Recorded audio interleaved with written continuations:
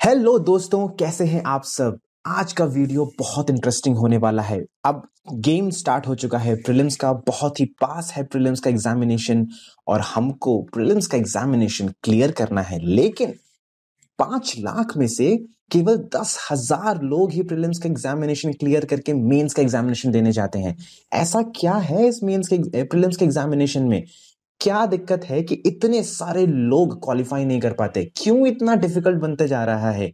तो हम आज के वीडियो में एग्जामिनर के दिमाग में घुसेंगे कि वो क्या सोचता है, क्या ट्रैप्स लगाता है, क्यों हमें फंसाता है, कैसे फंसाता है।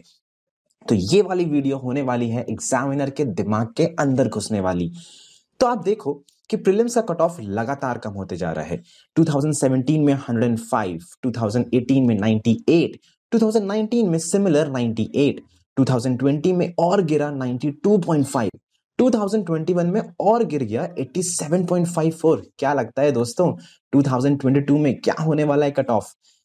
तो जब कट ऑफ इतना गिर रहा है, इसका मतलब है एग्जामिनेशन टफ हो रहा है, ज्यादा लोग आ रहे हैं, कंपटीशन बढ़ रहा है और एग्जाम टफ होता जा रहा है। क्या करें कि मेंस के लिस्ट में हमारा नाम भी आए?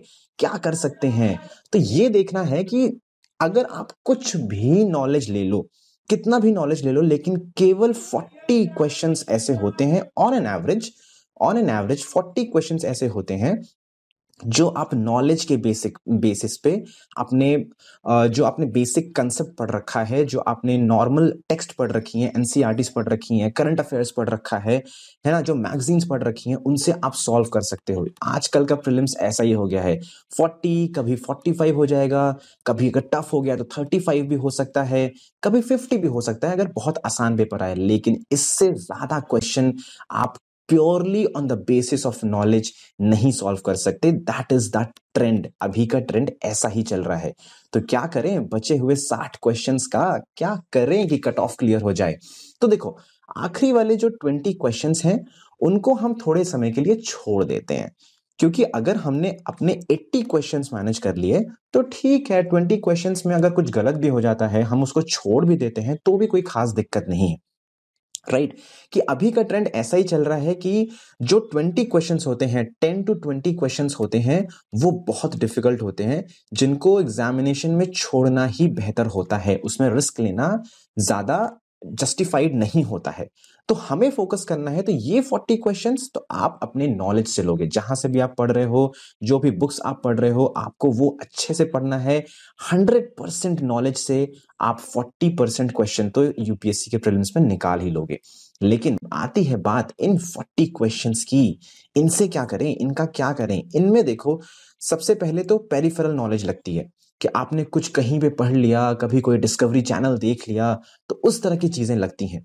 या फिर लगती है स्ट्रैटेजी, मेथड्स, कि एग्जामिनर को हम समझें कि अगर हमें नॉलेज नहीं है तो क्या बिना नॉलेज प्रीलिम्स सॉल्व कर सकते हैं? बिना नॉलेज क्या हम प्रीलिम्स सॉल्व कर सकते हैं? क्या हम समझ सकते हैं कि इस क्वेश्चन में क्या ट्रिक है, इस क्वेश्चन में क्या ट्रैप है? तो क्या पॉसिबल है बिना नॉलेज के प्रीलिम्स के क्वेश्चन को सॉल्व करना? ये तो तभी पॉसिबल है जब आप एग्जामिनर क्या इंटेंशन समझ पाओगे, जब आप समझ पाओगे एग्जामिनर कहां फंसा रहा है, आपको कहां फंसाना चाहता है। तो ये वीडियो में अगर हमने एग्जामिनर को समझ लिया तो हमने प्रीलिम्स को समझ लिया, ठीक है? और प्रीलिम्स को समझ लिया तो प्रीलिम्स निकल गया। तो आइए देखते हैं एक छोटा सा कंसेप्ट, एक छोटा सा ऑब्जर्वेशन देखते हैं यूपीएससी के एग्जामिनर के बारे में, यूपीएससी के बारे में, जो वो यूज करती है अपने प्रीलिम्स के क्वेश्चन में। ए है अट्रैक्टिव, ए से बच के रहना। ए क्या है इसमें? ए है ऑप्शन ए।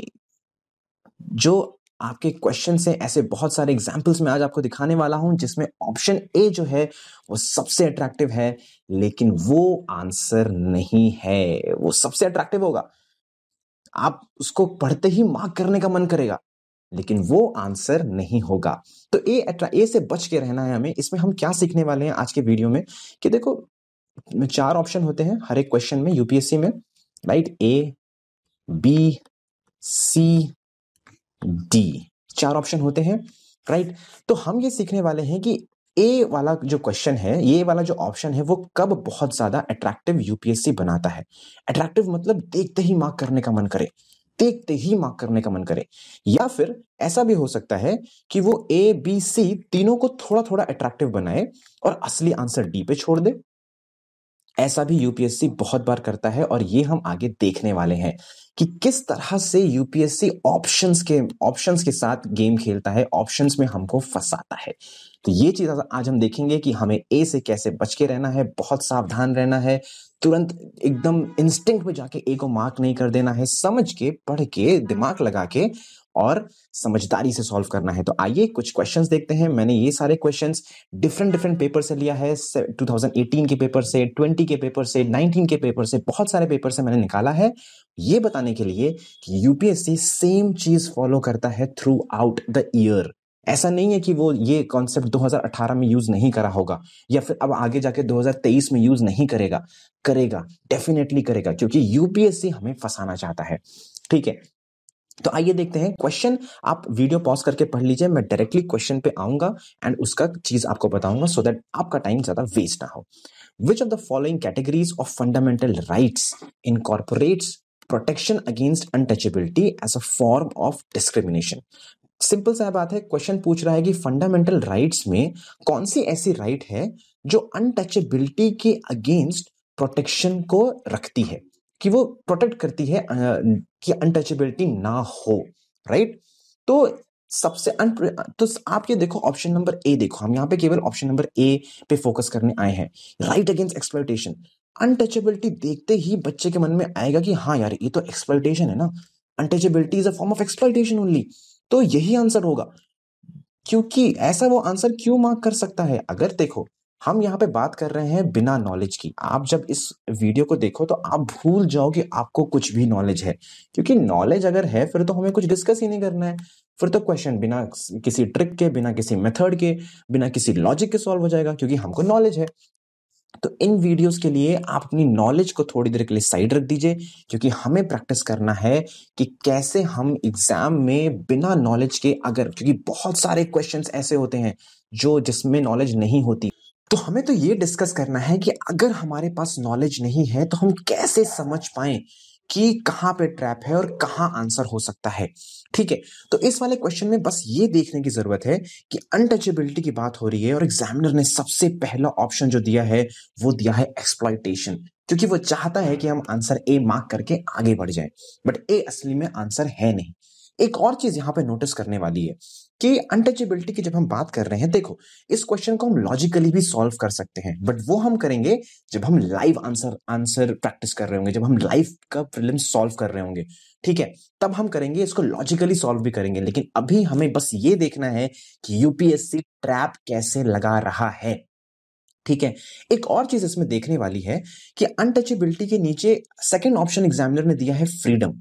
अनटचेबिलिटी फ्रीडम से भी रिलेटेड है, तो एग्जामिनर ने सोचा कि चलो ठीक है, अगर बच्चे को कुछ याद रहा तो अगर वो एक्सप्लॉयटेशन नहीं मार्क करेगा तो शायद वो फ्रीडम पे आंसर मार्क कर दे।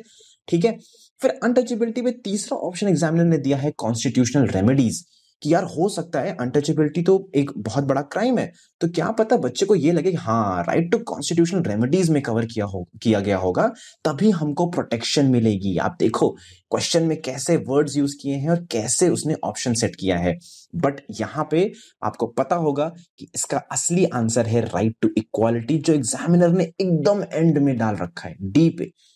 वो चाहता है कि ए बी सी में आके कहीं तो बच्चा फंस जाए। समझ में आ रहा है आपको कि कैसे ए को इतना अट्रैक्टिव बनाया है, कैसे ऊपर वाले ऑप्शंस को अट्रैक्टिव बनाया जा रहा है, एंड असली आंसर थोड़ा सा नीचे है। ठीक है, आगे बढ़ते हैं, एक और क्वेश्चन देखते हैं। बहुत सारे क्वेश्चंस हैं, काफी सारे क्वेश्चंस लाइव जब हम सॉल्व करेंगे पेपर उसमें सॉल्व करेंगे। यहां पे आपको बस एक मैं सिखा रहा हूं कि क्या क्या आपको देखना है। A constitutional government by definition is a, video pause करके आप क्वेश्चन फिर से पढ़ लीजिए। हर बार यही करना है आपको, वीडियो पॉज करना है, क्वेश्चन पढ़ना है और सोचना है एंड फिर इसको देखना है। तो देखिए, a constitutional government by definition is a, option number A, government by legislature. ठीक है, कॉन्स्टिट्यूशनल गवर्नमेंट है तो उसमें लेजिस्लेचर होगा ही। एक नॉर्मल बच्चा जो फर्स्ट अटेम्प्ट दे रहा है, लेट्स से, या सेकंड अटेम्प्ट दे रहा है, तो उसने तो केवल लक्ष्मीकांत पढ़ी है, उसने केवल ये पढ़ा है कि हाँ ठीक है, हमारे इंडिया में कॉन्स्टिट्यूशन है, राइट, एंड वहां पे लेजिस्लेचर भी है, तो उसको क्या लगेगा? उसको लगेगा हाँ ठीक है, constitutional government is a government by legislature. ठीक है, तो ये चीज है। तो आप ये देखो कि ऑप्शन नंबर ए अगेन सबसे ज्यादा अट्रैक्टिव है। आपको यहीं पे आंसर मार्क करके आगे बढ़ने का मन करेगा, क्योंकि टाइम का प्रेशर भी है ना आपके ऊपर। तो आप फटाफट आंसर मार्क करके आगे बढ़ना चाहते हो। 120 मिनट में 100 क्वेश्चन सॉल्व करने हैं। और जैसा कि हमने पहले देखा, 5 लाख में से केवल 10,000, लगभग 10,000 लोग क्वालिफाई करते हैं प्रीलिम्स, है ना। कट ऑफ भी नीचे जा रहा है, डिफिकल्ट बन रहा है पेपर। तो ये सारे ट्रिक्स एग्जामिनर लगाता है, ऑप्शन ए को बनाता है अट्रैक्टिव। ठीक है, इसमें भी असली आंसर डी पे है, बिकॉज असली आंसर इसका है लिमिटेड गवर्नमेंट। कैसे है ये आंसर, लॉजिकली कैसे सोचेंगे वो हम देखें अपने लाइव सोल्यूशन में। ठीक है, अभी आप बस ये देखो कि ऑप्शन ए ऊपर वाले ऑप्शंस को कितना अट्रैक्टिव एग्जामिनर बना रहा है। एक और क्वेश्चन देखते हैं। With reference to history of India, Ulgulan और the great tumult is the description of which of the following events. Question पूछ रहा है कि हिस्ट्री ऑफ इंडिया में जो ग्रेट टमल्ट था, या फिर कहें उल गुलान कहते हैं उसको लोकल लैंग्वेज में, वो किस चीज से रिलेटेड था। तो आप देखो टमल्ट, ठीक है, टमल्ट से एग्जाम स्टूडेंट के मन में आएगा हाँ कुछ तो रेवोल्यूशन, कुछ तो रिवोल्ट वाली चीजें हैं। और ऑप्शन नंबर ए देखिए, सबसे पहला सबसे अट्रैक्टिव ऑप्शन कि रिवोल्ट ऑफ 1857, है ना। तो अगर किसी को गेस वर्क लेना भी है, क्योंकि बहुत सारा गेस वर्क यूपीएससी के प्रीलिम्स में लेना पड़ता है, बिना गेस वर्क के काम चलना थोड़ा मुश्किल हो चुका है अब के प्रीलिम्स में। गेस वर्क तो आपको लेना है, क्योंकि जैसा मैंने आपको बताया केवल 40 क्वेश्चंस ऑन एन एवरेज होते हैं जो आप नॉलेज के बेसिस पे सॉल्व कर सकते हो। ठीक है, तो बचे हुए में कुछ तो गेस लेना पड़ेगा ना। 40 क्वेश्चंस में तो प्रीलिम्स क्लियर नहीं हो रहा, राइट। तो अगर आपको गेस लेना होगा तो आप मोस्ट प्रोबेबली बच्चा ऑप्शन ए को ही गेस ले लेगा कि हाँ यार रिवोल्ट ऑफ 1857 बहुत फेमस है, टमल्ट की भी बात हो रही है, मैंने नहीं पढ़ा है उल गुलान। नहीं पढ़ा क्यों कह रहा हूं, क्योंकि नॉलेज हमें थोड़ा साइड में रखना है अभी के लिए। नॉलेज तो क्वेश्चन सॉल्व हो ही जाएगा। ठीक है, फिर आप एक और चीज देखो, उसने क्या बोला, रिवोल्ट की बात की यहां पे, उसने फिर यहां पे रिबेलियन की बात की, फिर यहां पर रिवोल्ट की बात की, और फिर यहां रिवोल्ट की बात की। तो रिवोल्ट की ही बात कर रहा है। सारे के सारे ऑप्शन क्या है, ऑलमोस्ट सिमिलर हैं, राइट। सारे ऑप्शन सिमिलर हैं। तो यहां पे ध्यान देने वाली बात यह है कि जब भी ऐसे ऑप्शंस हों जो सारे ऑप्शन सेम चीजों की बात कर रहे हो, बहुत सावधान रहना है। ऑप्शन ए को मार्क करके आगे नहीं बढ़ जाना है। इन मोस्ट केसेस आप पाओगे कि ऑप्शन डी आंसर होगा। अब ये कैसे पता चलेगा, जब हम प्रीलिम्स के पेपर को इस नजर से देखेंगे, एग्जामिनर की नजर से देखेंगे, जो हम आपको करने की कोशिश कर रहे हैं, है ना। जब हम प्रीलिम्स के पेपर में रिवर्स इंजीनियरिंग लगाएंगे कि यार कैसे इस क्वेश्चन को सॉल्व करें, ये आंसर है तो यही वाला आंसर क्यों है, कैसे इस पे पहुंचा जाए बिना नॉलेज के, ये वाली प्रैक्टिस अगर आप करोगे तो आपको समझ में आएगा। तो देखो यहां भी आंसर डी पे ही है, और ऑप्शन नंबर ए बहुत अट्रैक्टिव है। बच के रहना है भाई, बच के रहना है। एक और क्वेश्चन देखते हैं।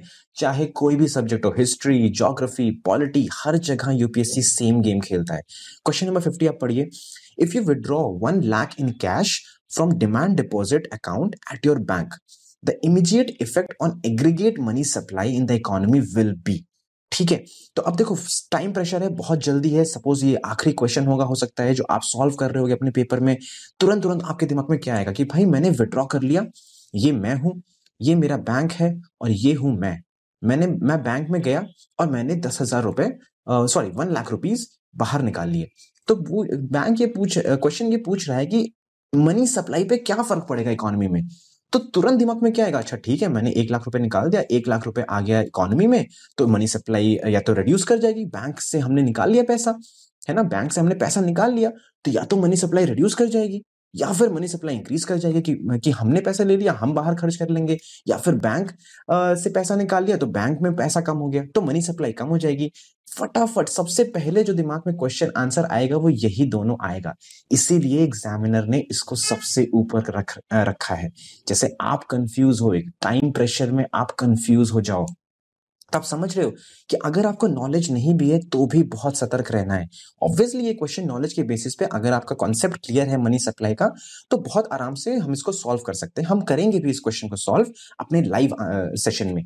लेकिन अभी के लिए आप ये समझो कि कैसे ए और बी कितने अट्रैक्टिव ऑप्शन है ना। और असली आंसर इसका अगेन डी पे ही है, लीव इट अनचेंज्ड, क्योंकि दैट इज हाउ कॉन्सेप्ट ऐसे ही काम करता है, एक्सप्लेनेशन बाद में देखेंगे, ठीक है। अभी समझो कि कैसे ए ऑप्शन बहुत अट्रैक्टिव है, बी ऑप्शन काफी अट्रैक्टिव है, ऊपर अट्रैक्टिव ऑप्शन डाल रहा है एग्जामिनर कि वो बच्चों को कंफ्यूज कर पाए। एक और क्वेश्चन देखते हैं। Atal innovation mission is set up under, किसके अंडर ये इनोवेशन मिशन सेटअप किया गया है, ऐसा क्वेश्चन पूछ रहा है। 2019 का क्वेश्चन है। आइए देखते हैं। सबसे पहला option science and technology. Wow, innovation is directly related to science and technology, है ना। तो यूपीएससी एग्जामिनर ने क्या बोला, भाई सबसे पहले साइंस एंड टेक्नोलॉजी वाला ऑप्शन डाल दो, बच्चा कंफ्यूज हो गया मार्क करके चला जाएगा। अगर उसको नॉलेज नहीं है तो असली आंसर इसका नीति आयोग है। यूपीएससी चाहता तो नीति आयोग भी ऊपर डाल देता, उसने ऐसा नहीं किया, उसने साइंस एंड टेक्नोलॉजी को ऊपर रखा है ना। तो आप समझ रहे हो कैसे ए ऑप्शन कितना अट्रैक्टिव है, एंड इसीलिए हमेशा ए ऑप्शन से बच के रहना है। आइए एक और क्वेश्चन देखते हैं, एक और एग्जांपल मैं देता हूं इसी चीज का आपको। एक क्वेश्चन है कि which one of the following is the largest exporter of rice in the world, ठीक है, इन द लास्ट 5 years। तो अब ये देखो, एक्सपोर्टर इंपोर्टर ये, और वो भी राइस का। हम सबसे पहला ऑप्शन क्या है, चाइना। भाई चाइना में कितना राइस प्रोड्यूस होता है, ठीक है। और ऑब्वियस सी बात है, चाइना हर चीज के एक्सपोर्ट में बहुत आगे है। चाइना तो है ही ना गॉड लेवल कंट्री। तो सबसे पहला ऑप्शन एग्जामिनर ने क्या दिया, चाइना डाल दिया कि भाई मार्क करके निकलो, अगर नहीं आता है यही तुम गेसवर्क लो। यूपीएससी जानता है कि हम गेसवर्क लेते हैं, इसीलिए वो ऊपर ऐसे ऑप्शंस डालता है कि हम फंस जाएं। बहुत सतर्क रहना है ऑप्शन नंबर ए पे, अपने पूरा फोकस से एग्जाम में क्वेश्चन सॉल्व करना है। ये देखेंगे हम लाइव क्लास में। एक और चीज सीखते हैं, एक और क्वेश्चन से सीखते हैं।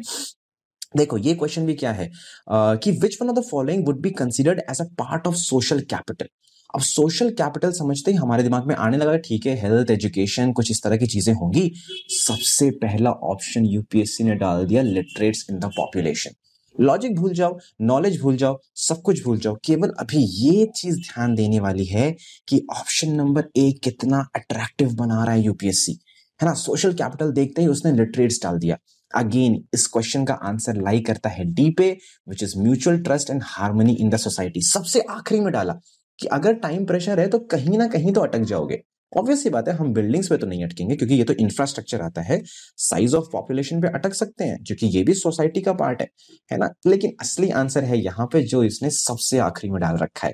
That is how UPSC options के साथ खेलता है, ध्यान देने वाली बात है ये, ठीक है। एक और एग्जांपल से देख लेते हैं कि इन the context of polity which one of the following would you accept as the most appropriate definition of liberty।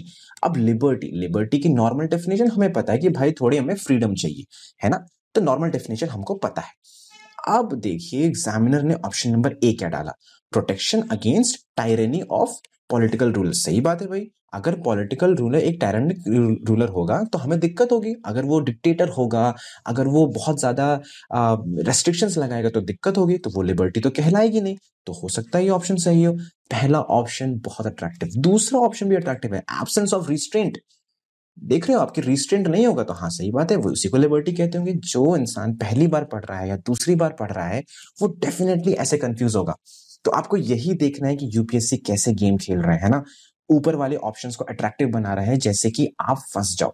Even तीसरा ऑप्शन आप देखो कि opportunity to do whatever one likes, कुछ भी करने की अपॉर्चुनिटी अगर मिल जाए तो हाँ हो सकता है भाई वो भी लिबर्टी हो, है ना। देख रहे हो आप कि कैसे अट्रैक्टिव बना रहा है यूपीएससी अपने ऑप्शंस को कि आप फंसो, स्टार्टिंग में ही फंस जाओ। एक्चुअल आंसर इसका ये है। ये कैसे आएगा ये हम देखेंगे, कैसे हम लॉजिकली एलिमिनेट कर पाएंगे इन चीजों को।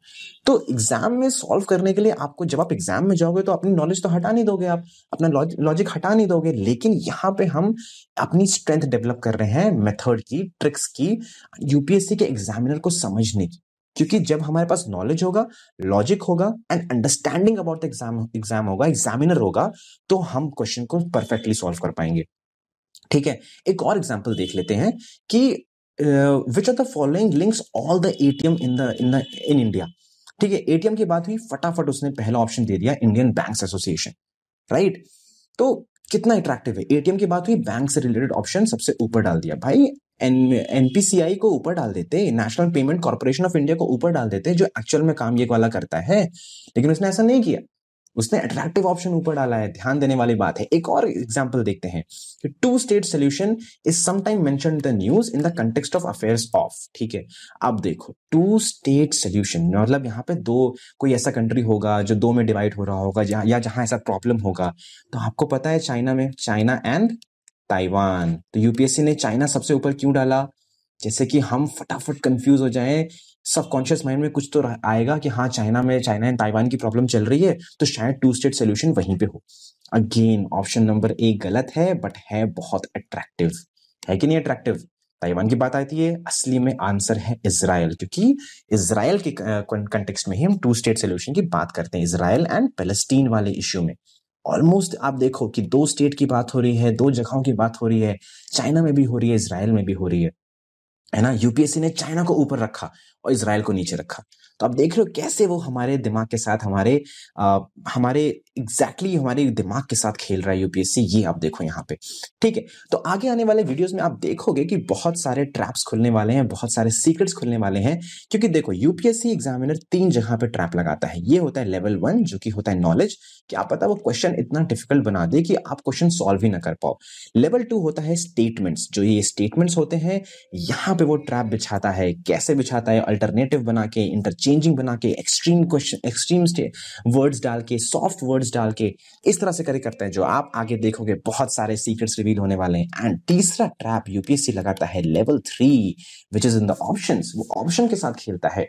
कुछ पैटर्न्स देखेंगे हम आगे जाके ऑप्शंस का कि कैसे होता है। तो ये सारे सीक्रेट्स देखने के लिए stay tune guys. I hope आज आपको समझ में आया होगा। आज की समरी में इसमें आपको बता देता हूं कि जब भी आप पेपर सॉल्व करो, ऑप्शन नंबर ए अगर आपको बहुत अट्रैक्टिव लग रहा है तो बी वेरी केयरफुल, क्योंकि all that glitters is not gold, है ना। तो हाँ, और हमें ये सारी चीजें क्यों सीखनी है? हम ऑब्वियसली नॉलेज एंड लॉजिक से भी क्वेश्चन सॉल्व कर सकते हैं, लेकिन यार एग्जाम में ना एग्जामिनर को समझना बहुत जरूरी है। युद्ध में हमें दुश्मन के बारे में जानना बहुत जरूरी है, और अगर सीधी उंगली से घी ना निकले तो टेढ़ी उंगली करनी ही पड़ती है। ठीक है, तो शाम दाम दंड भेद लगाएंगे अपने यूपीएससी प्रीलिम्स में एंड प्रीलिम्स निकाल के आएंगे। तो अगर ऑप्शन नंबर ए हमने आज ये सीखा, ए बहुत अट्रैक्टिव है, बी सेफ, थोड़ा सा सावधान होकर उसको सॉल्व करेंगे। ऐसा नहीं है कि ए कभी आंसर नहीं होगा, डेफिनेटली बहुत सारे क्वेश्चंस में ए आंसर होगा, लेकिन थोड़ा सा सावधान रहना हमने यहाँ पे सीखा है। तो ठीक है guys, see you and till then keep practising, keep enjoying, be very safe, be very confident. थोड़ा सा समझने की कोशिश करिए कि कैसे हम यूपीएससी को समझ सकते हैं, and you will crack the prelims examination. Thank you.